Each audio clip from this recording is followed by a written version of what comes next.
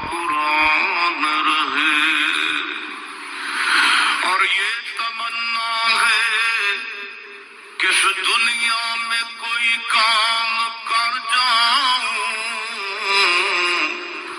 مولا اگر توفیق مل جائے تو خدمت اسلام کر جاؤں، اور یہ تمنا ہے کہ تعلیم قرآن عام ہو جائے،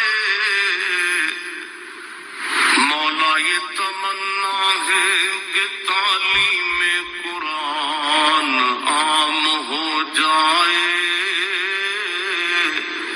تمام پرچموں سے اونچا پرچم اسلام ہو جائے۔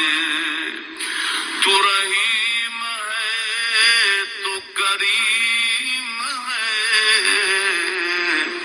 مولا تیری ذات سب سے عظیم ہے، تو کرم اپنا عطا ہمیں، تیرے کرم پہ مولا یقین ہے۔ روزہ اللہ کی محبت کے ساتھ ہوگا، ہاں، پھر آنکھ کا بھی روزہ ہوگا، پھر زبان کا بھی روزہ ہوگا، کان کا بھی روزہ ہوگا۔ ہاں، آپ صلی اللہ علیہ وسلم نے فرمایا جو بری بات کہنا نہ چھوڑے اور برے کام کرنا نہ چھوڑے، اللہ کو کوئی ضرورت نہیں اس بات کی کہ وہ کھانا پینا چھوڑ دے۔ آپ نے فرمایا روزہ ڈھال ہے، جب تک کہ اس کو پھاڑ نہ ڈالے۔ صحابہ نے عرض کیا حضور روزہ کس چیز سے پھٹ جاتا ہے؟ فرمایا جھوٹ بولنے سے پھٹ جاتا ہے، غیبت کرنے سے پھٹ جاتا ہے۔ بالٹی میں سوراخ ہو، ایک اس میں پانی نہیں ٹھہرے گا، چاہے ٹیوب ویل کے نیچے رکھو، تو جب دل میں اللہ کی عظمت ہوگی، اللہ کی محبت ہوگی، پھر روزہ آداب کے ساتھ ہوگا، پھر روزہ جاندار ہوگا، پھر اس روزے سے تقوی پیدا ہوگا۔ روزے سے مقصود کیا ہے؟ تقوی ہے۔ اور روزے سے تقوی کب آئے گا؟ جب روزہ آداب کے ساتھ، جب آنکھ کا بھی روزہ ہو، غلط دیکھنا نہیں، کان کا بھی روزہ ہو، غلط سننا نہیں، زبان کا بھی روزہ ہو، غلط بولنا نہیں، ہاتھ کا روزہ ہو، کسی پہ ظلم نہیں کرنا، غلط لکھنا نہیں، پاؤں کا روزہ ہو، غلط چلنا نہیں، دماغ کا روزہ ہو، غلط سوچنا نہیں، دل کا روزہ ہو، غلط شوق نہ ہو، غلط جذبات نہ ہو، غلط محبتیں نہ ہوں۔ ہاں، جب اللہ کی محبت اور اللہ کی عظمت دل میں آتی ہے، پھر روزہ جاندار، پھر قرآن کا شوق، جب اللہ سے محبت ہوگی نا، ہاں، پھر قرآن کا شوق ہوگا، ذوق ہوگا، قرآن سے عشق ہوگا، قرآن سے محبت ہوگی، تلاوت کا مزاج ہوگا۔ 5 سپارے، 8 سپارے، 10 سپارے، رمضان ہے 3 سپارے، چلو کم از کم 3 ختم تو ہو رمضان میں، کم از کم آخری درجہ ہے، چلو 1 سپارہ روز۔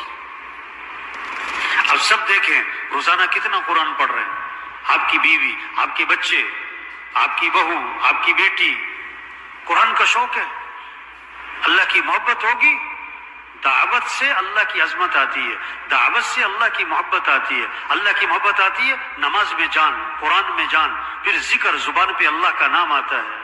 آپ صلی اللہ علیہ وسلم نے فرمایا رمضان میں 4 چیزوں کی کثرت کرو، لا الہ الا اللہ، لا الہ الا اللہ، لا الہ الا اللہ، اس کی کثرت کرو۔ برفی کسی کو پسند ہے نا، برفی کھا کے مزہ آتا ہے، برفی دیکھ کے مزہ آتا ہے، برفی کا نام سن کے مزہ آتا ہے۔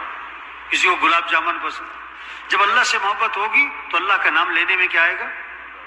ہاں، پھر مزے سے کہے گا لا الہ الا اللہ، لا الہ الا اللہ، لا الہ الا اللہ، لا الہ الا اللہ، لا الہ الا اللہ، پھر ذکر میں لذت، حلاوت۔ رمضان میں کثرت کرو لا الہ الا اللہ۔ دوسرا استغفار کی کثرت کرو، استغفر اللہ ربی من کل ذنب واتوب الیہ، رب اغفر وارحم وانت خیر الراحمین، لا الہ الا انت سبحانک انی کنت من الظالمین۔ چھوٹا سا استغفار، استغفر اللہ، استغفر اللہ، استغفر اللہ۔ تیسرا رمضان میں اللہ سے جنت مانگو۔ کامیابی کس کا نام ہے؟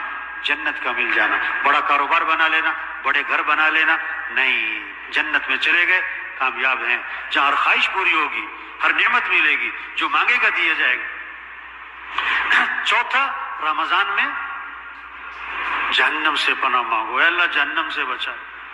ناکامی کس کا نام ہے؟ جہنم میں چلا گیا. دنیا کا بادشاہ, دنیا کا بڑا مالدار, بڑا سیٹھ, بڑا واہ مر کے جہنم, ناکام, کہ اللہ جہنم سے بچا. تو بھائی اللہ کی عظمت اور محبت جب دل میں ہو پھر ذکر, پھر آدمی کے اندر تواضع آتی ہے. یہ اکڑنا جو ہے نا, اکڑنا کس کی علامت ہے؟ مردے کی. مرتے ہی کہتے ہیں نا ہاتھ سیدھے کر دو, پاؤں سیدھے کر دو, آنکھیں بند کر دو. کیوں؟ اکڑ جائے گا, اکڑنے سے پہلے. جب آدمی کا دل زندہ ہوتا ہے, آدمی میں تواضع ہوتی ہے, عاجزی ہوتی ہے, نرمی ہوتی ہے, معاف کرنا ہوتا ہے, طبیعت میں سختی نہیں ہوتی. اللہ کو بندے کی عاجزی بڑی پسند ہے. کتنی اکڑ ہے آج, توبہ. اگر اکڑ نکل جائے کیسا خوبصورت ماحول بن جائے. تو بھائی دیکھو, حضور اکرم صلی اللہ علیہ وسلم آخری نبی ہیں, قیامت تک کوئی نبی, بولو بھائی, قیامت تک کوئی نبی. اب یہ دعوت کا کام, تبلیغ کا کام, یہ کس کے ذمے ہے؟ کس کے ذمے؟